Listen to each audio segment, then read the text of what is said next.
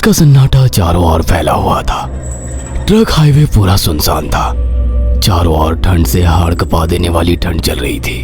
Highway के चारों ओर घना जंगल था। उसी हाईवे पर एक मर्सिडीज दौड़ रही थी।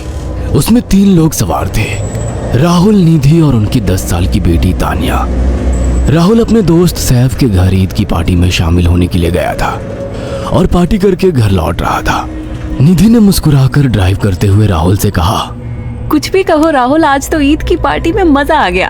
हाँ, मेरा दोस्त बहुत ही बिंदास और हंसी मजाक करने वाला व्यक्ति है। मैंने देखा उसके घर पर शहर की एक से एक बड़ी हस्ती थी, मगर फिर भी वो उन सबको इग्नोर करके हमें इम्पोर्टेंस दे रहा था। हाँ, देगा क्यों नहीं, आखिर मेरा दोस्त जो है। सच में राहुल, अमेरिका से इंडिया लौटकर बहुत अच्छा फील हो रहा है। वैसे तुम्हारा दोस्त सचिन अभी तक नहीं आया अमेरिका से? निधि की बात सुनकर राहुल चौंक कर बोला, ओह शिट यार, उसका फोन आया था कि वो इंडिया आ रहा है। उसने बोला था कि मुझे एयरपोर्ट पर पिक कर ले। निधि बहुत नाराज होगा वो। कोई बात नहीं, उससे बोल देना कि तुम्हें बिल्कुल याद नहीं रहा और फिर तुम्हें सैफ की इनवाइट की हुई ईद पार्टी में भी तो शामिल होना था। निधि ने इतना बोला ही था कि उसकी बेटी तानिया ने अपनी माँ की ओर देखकर कहा, मुझे भूख लगी है माँ, और प्यास भी। तानिया की बात पर निधि ने बुरा सा मुंह बनाकर उसकी ओर देखकर कहा, पार्टी में तो इतना खाया था तुमने, फिर भी भूख लगी है। निधि की बात पर तानिया ने मासूम सा चेहरा बनाकर कहा, कोई बात नहीं मम्मी, मुझे पानी ही पिला दीजिए। कितनी बार बोला है मुझे मम्मी मत बोला करो। पानी अभी नहीं है, आगे जाकर कोई शॉप पड़ेगी तो बोतल खरीद के दे दूंगी। निधि की बात पर राहुल ने मुस्कुराकर कहा, छोटी बच्ची है निधि, इतना नाराज होना सही नहीं है। राहुल ने इतना कहा ही था कि अचानक एक काली परछाई राहुल की कार के सामने आकर खड़ी हो गई। राहुल के पैर अचानक ब्रेक पर पड़ गए। गाड़ी तेज रफ्तार में थी। ब्रेक अचानक लगने से पलटते पलटते बाल बाल बची थी। राहुल के चेहरे पर भयानक ठंडी में भी पसीने की बूंद टपकने लगी। वो दोनों कार से बाहर निकल आए। निधि ने डरते हुए कहा, आखिर कौन था ये? ऐसा लगा जैसे कि कोई भयानक काली परछाई मेरे कार के सामने आकर खड़ी हो गई हो। वो दोनों काली रात के सन्नाटे में इधर उधर देखने लगे। तभी निधि को एक घने पेड़ के पास तो चमकीली हुई आंखें दिखाई दी। उसकी आंखें बिल्कुल भेड़ियों की तरह लग रही थी।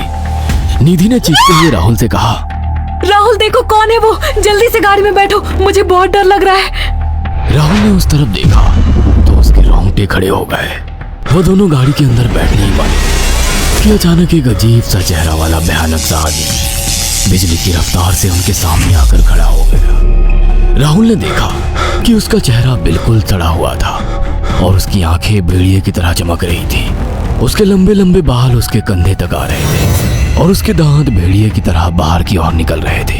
हाथों की जगह नुकीले पंजे थे। राहुल को देखकर अजीब से अंदाज में हंसने लगा, मगर जैसे ही राहुल की नजर उसके कपड़ों पर गई, राहुल की आंखें फटी की फटी रह गई। वो हकलाते हुए बोला, भाईजान, भाईजान, मुझे माफ कर दो, मुझे छोड़ दो। राहुल ने इतना कहा ही था कि अचानक उस अजीब से दिखने वाले भयानक आदमी ने अपने पंजों से राहुल की गर्दन कसकर पकड़ ली और एक ही सेकंड में उखाड़ कर जमीन पर फेंक दी। राहुल के धड़ से लाल रंग का खून का फुहारा फूट पड़ा। इस भयानक मंजर को देखकर निधि के गले से एक जोरदार चीख निकल गई। निधि इससे पहले भागती कि अचानक उस भयानक दिखने वाले आदमी ने निधि को पकड़ लिया और अपने नुकीले पंजे उसके पेट में गड़ा दिए और उसकी अतड़ियां बाहर निकाल दी। निधि की एक दिल दहला देने वाली चीख सन्नाटे को चीर गई।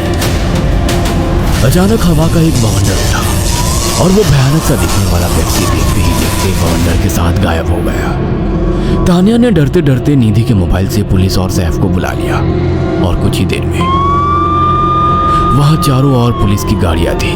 पुलिस ने राहुल के दोनों दोस्त सैफ और सचिन को वहीं बुला लिया। इंस्पेक्टर अर्जुन ने दोनों से कहा, मैंने ऐसी हत्याएं अपने करियर में कभी पहले नहीं देखी। ये काम तो ना किसी जानवर का लगता है, ना ही किसी इंसान का। सचिन कपकपाती हुई आवाज में बोला, आप कहना क्या चाहते हैं? कुछ कह नहीं सकता। जिस किसी ने भी इन दोनों को मारा है उससे एक बात तो साबित होती है कि वो इन दोनों से हद से ज्यादा नफरत करता था। अब सारी सच्चाई तो ये बच्ची ही बता सकती है। इतना बोलकर इंस्पेक्टर अर्जुन तानिया के पास चला गया, जो बेहद डरी हुई थी। तानिया ने आंखों देखी सारी घटना इंस्पेक्टर अर्जुन को बता दी। तानिया की बात सुनकर इंस्पेक्टर अर्जुन कंफ्यूज चेहरा लेकर मोबाइल पर किसी से बात करने लगे। सचिन इंस्पेक्टर के पास आ गया और सैफ भी डरता हुआ इंस्पेक्टर अर्जुन के पास आकर बोला, क्या हुआ इंस्पेक्टर? तानिया ने क्या बताया? उसने जो बताया वो काबिल यकीन नहीं है। उसकी बात पर किसी भी तरह से यकीन नहीं किया जा सकता। फिर भी कुछ तो बताया इंस्पेक्टर। हाँ, उस बच्चे के मुताबिक एक भूत ने निधि और राहुल को बड़ी बेदर्दी से मारा है। इंस्पेक्टर की बात सुनकर दोनों बुरी तरह से चौंक गए। क्या मतलब है इस बात का? बच्ची बेहद डरी हुई है। हम आगे की तफ्तीश जारी रखेंगे। निधि और राहुल तो चले गए, अब तानिया को मैं रख लूंगा। नहीं, राहुल मेरा अच्छा दोस्त था। तानिया अब मेरे साथ रहेगी। देखिए, बच्ची के माँ बाप अब इस दुनिया में नहीं है और आप दोनों भी शादीशुदा है। मुझे नहीं लगता कि आप दोनों बच्ची की सही से देखभाल कर सकते हैं। मेरी कोई औलाद नहीं है। मैंने अपनी पत्नी को फोन कर दिया है, वो भी IPS ऑफिसर है। ये बच्ची आज से मेरे साथ रहेगी। उसका मासूम चेहरा मेरे दिल में उतर गया है। अब तुम दोनों जा सकते हो। पूछताछ के लिए मैं जब भी तुम्हें बुलाऊं तुम दोनों आ जाना। इंस्पेक्टर ने ये बात बोली ही थी कि अचानक वहां पर मौसम बदल गया। चारों ओर काली घटाएं छा गई और एक भयानक बवंडर उठा और देखते ही देखते सब पुलिस वालों के सामने वो भयानक चेहरे वाला आकार सबके सामने खड़ा हो गया। उसको देखकर सबके रोंगटे खड़े हो गए। देखते ही देखते उसने अपने भयानक पंजे सैफ की आंखों में डालकर उसकी आंखें निकाल ली। सैफ ने चीखते हुए वहीं दम तोड़ दिया। उस भयानक आदमी को देखकर सचिन उसके पैरों पर गिर गया। तुम तो भाईजान से कपड़े पहने हो। मैं समझ गया, तुम भाईजान हो। मुझे माफ कर दो भाईजान, मुझे यहाँ से जाने दो। मैंने कुछ नहीं किया था। वो भयानक चेहरे वाला गुर्राते हुए बोला, बता इन सबको कि ये सब इतनी भयानक मौत क्यों मरे। सचिन दौड़ता हुआ इंस्पेक्टर अर्जुन के पास गया और बोला, मैं जानता हूँ इसने इन तीनों को क्यों मारा। इसका नाम भाईजान था। जब ये जिंदा था ये किसी का भाई किसी की जान था। बहुत साल पहले ये हम सबका बहुत अच्छा गहरा दोस्त और बिजनेस पार्टनर था। ये सबकी बहुत मदद किया करता था। इसकी प्यारी सी बेटी थी तानिया, जो इस वक्त कार के अंदर बैठी हुई है। ये इसी की बेटी है। भाईजान अपने सारे पैसों से एक बहुत बड़ा हॉस्पिटल खोलना चाहता था जिससे गरीबों का मुफ्त इलाज किया जा सके, मगर हम तीनों इसके लिए तैयार नहीं थे। हमारी नीयत उसकी दौलत पर खराब थी और एक दिन हम सब धोखे से ईद के दिन भाईजान को यहाँ ले आए और इसे मारकर फेंक दिया। तो फिर तुम सबने इसकी बेटी को क्यों जिंदा छोड़ दिया? हमें बाद में पता लगा कि भाईजान ने सारी जायदाद अपनी बेटी के नाम कर दी है, इसीलिए हमने भाईजान की पत्नी को भी मार दिया।